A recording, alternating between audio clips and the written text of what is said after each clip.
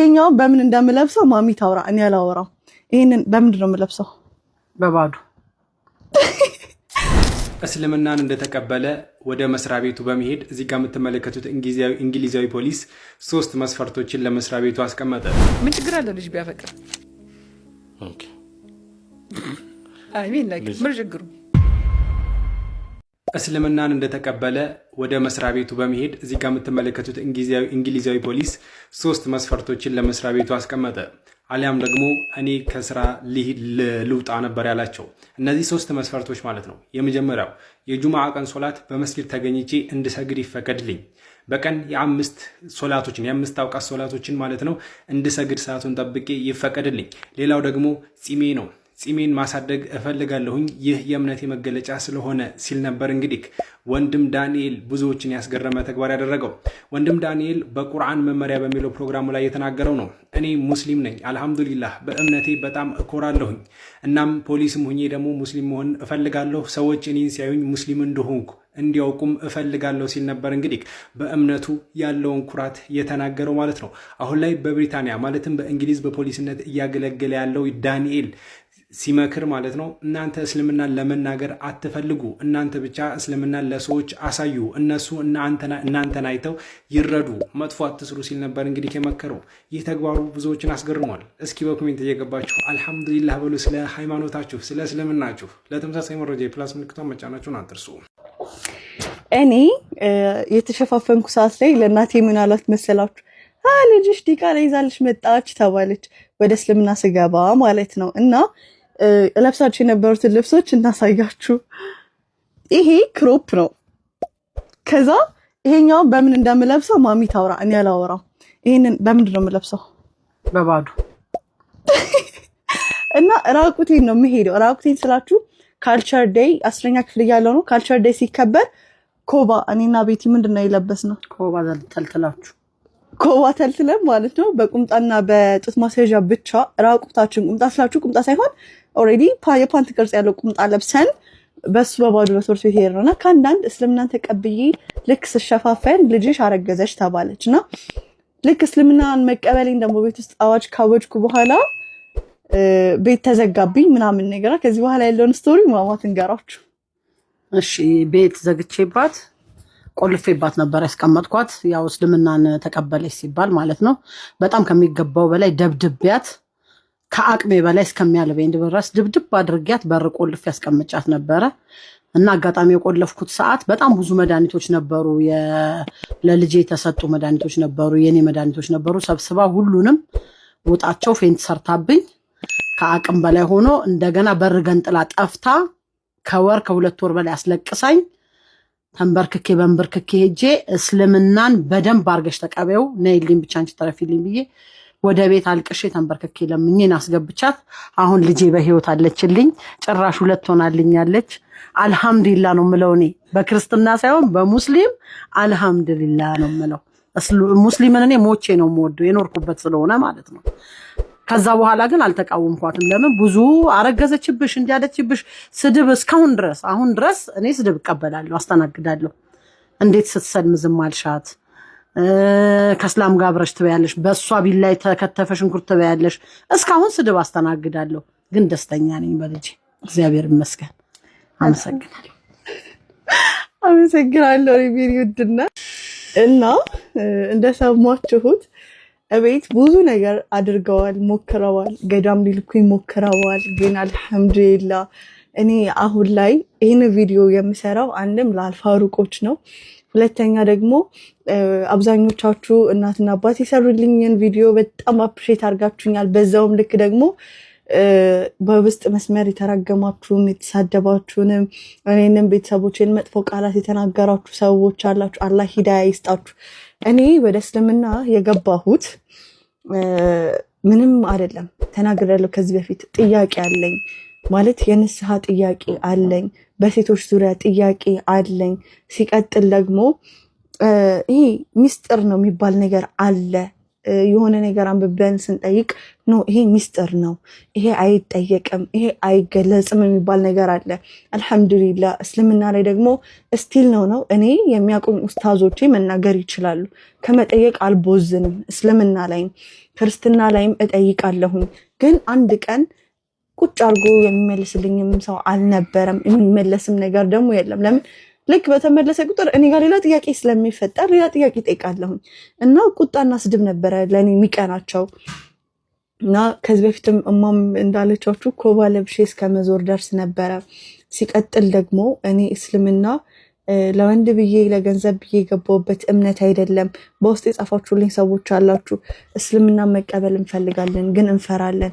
እኔ ዛሬ እናቴ ይሄንን የነገረቻችሁ ማለት እንደ ቀልድ ነው። እና የቪዲዮ እንስራማ ምናምን ውድድሩን እኮ ልሸነፍ ነው ስላት አብራኝ መታ የሰራችሁ እና ሚዲያ ላይ የሚወጡ እናትና አባት ሆነው አይደለም። ወላሂ ነው የምላችሁ።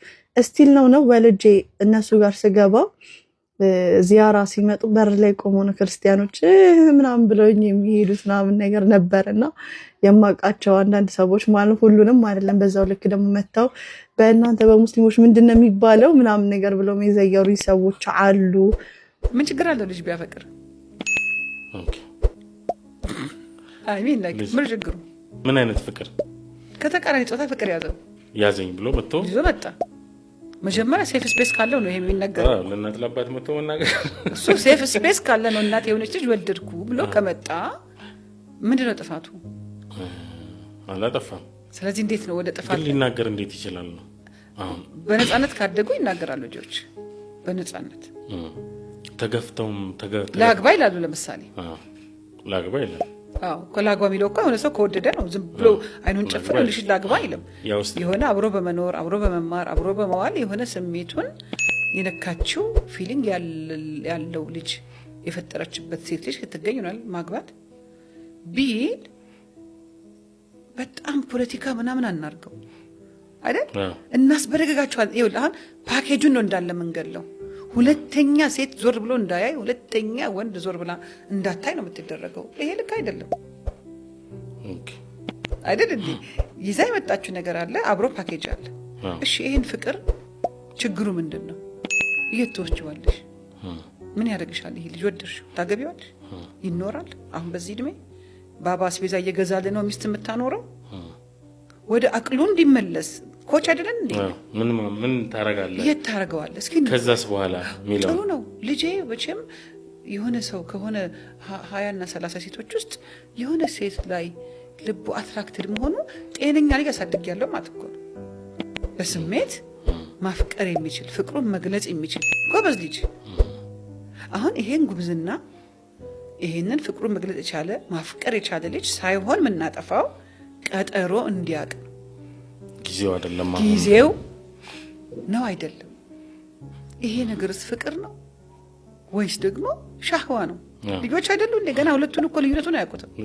ሻህዋ ይሄ ወደ ተቃራኒ ጾታ ተደበቀ እንጂ ብዙ አሁን ይሄ ልጅ በደንብ ሴፍ በሆነ ቦታ መልኩ ብናገር ብሎ በደንብ በፍሪደም አደገ፣ በተገደበ ፍሪደም አደገ እንጂ የአብዛኛው ሰው እንትን ነው። አሁን ምን ይሆናል? የሆነች ሴት ላይ ፊሊንግ መጣ፣ የሆነ ወንድ ላይ ፊሊንግ መጣ። ከዛ ምን ሊሆን ነው? የቤተሰብም ቦርደር የአላህም ቦርደር ሊጣስ። የኛ ስራ ደግሞ እነዚህ ልጆች ከዋናው ኦውነርሺፕ ጋር ማገናኘት እኮ ልጆቻችን ብዙ ጊዜ የኛ ይመስሉናል። የኛ ቢሆኑም አላለው እኔ ገብቶ ባልወሰደብን ነበር። የእሱ እቃዎች አይደሉ ግን እኛ ጋር በአማና የተቀመጡ ካንተ ደም ካንተ ስጋ ካንተ ምናምን ካንተ ስፐርም ካንተ እንቁላል ተፈጥረው ግን የሱ አይደል? ዋናው ስራችን ምንድነው? ምድር ላይ ተከተን በቃ የሆነ ተወካይ በእኛ ቤት በኩል መጣ። ከወካዩ ጋር ጊዜያዊ ውክልና ምናምን የለም፣ ውልና ማስረጃ ልክ ነው። ተፈራርመን ያመጣ ነው።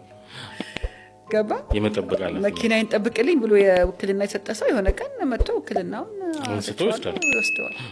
የኔ ነው ብለ ማለትም አይቻልም። ቴንክ ዩ። እሱ ከሆነ የኛ ስራ ልጆቻችንን ጋይድ በማድረግ ውስጥ እኛም እንማራለን፣ እናማክራለን። ገባ? አሁን እኛ ምን እየሆነ ነው ችግር እየፈጠረብን ያለው? ድሮ እኔ ባደኩበት መንገድ ልጅ ላሳድግ ይሄ እኮ በእስልምናም የለም አይደል? ረቡ አውላድኩም ሊዘማኒን ገይረ ዘማኒኩም አይደል? ለእናንተ ባልሆነ ዘመን ውስጥ ለመጡበት ዘመን አድርጋችሁ አሳድጓቸው። አንድ ልጅ ወደደኝ፣ የሆነ ልጅ እንደዚህ አለኝ፣ ምን አርገሽ ነው አንቺ እንዴት አርጎሽ ነው ምናምን ሳይሆን ናይስ መወደድ ስሜቱ እንዴት ነው? ደስ አይልም? ደስ ይላል። ጥሩ ነው። እንኳን የሆነ ሰው የሚወድሽ ልጅ ሆንሽ የኔ ልጅ ጎበዝ ልጅ ነሽ ማለት እንጂ የሆነ ነገር አርገሽ ቀድመሽ ተብሎ እኔ አላቅም ከየት እንዳመጣ ነው አይደል? እኛም እኮ እናትና አባቶቻቸውም እኮ ከዚህ ፊሊንግ ጀምሮ ነው ከሃይ ስኩል ጀምሮ እየተዋደደ አብሮ ተጋብቶ ልጅ የወለዱ ትልልቅ ሰዎች የሉ? ከሃይ ስኩል ከ7ኛ ክፍል ተምረው ተጠባብቀው ዩኒቨርሲቲ ገብተው ዋትኤቨር የቆዩ ሰዎች አሉ። አሁን ፊሊንጉ አይደለም ስሜቱ አይደለም ችግሩ፣ ሰዓቱ ነው። ስለዚህ ልባችሁን ቁልፍ በዚህ ሰዓት ብትከፍቱት ሬዲ ናችሁ ወይ? ይሄ ችግር አለ፣ ይሄ ችግር አለ፣ ይሄ ይሆናል። ዋናው ከተላካችሁለት ከአላህ መንገድ ውጭ ያወጣችኋል። መንገድ መመለስ ያስፈልጋል። ገባ? እንዲህ የምትወያይበት ልጆች ባል መጣላቸው፣ ሚስት ማግባት ፈለጉ፣ ካጎት ከምናምን እኮ ነው የምንሰማው አሁን ያሉ ቤተሰቦች አይደል እንጂ እኮ ከልጆቹ ጋር ኦፕን ዲስከሽን ነውር እኮ ነው እንዴ? ነውር ማድረግ ነውር ያልሆነን ነገር ደግሞ ነውር አለማድረግ ነውር ነው። እኔ ያው መጥቶ ለእናት ለአባቱ እንደዚህ ሆንኩ እኮ የሚለው ነውር ነው። እንደው ግን መሆን የነበረበት ነውር ቢሆን ጥሩ ነው። በደንብ ዲስከስ ማድረግ ነው የሚያስፈልገው። ዲስከስ ማድረግ፣ ጓደኛ መሆን፣ ጀጅ አለመሆን፣ ምን የሚባለው ፈራጅ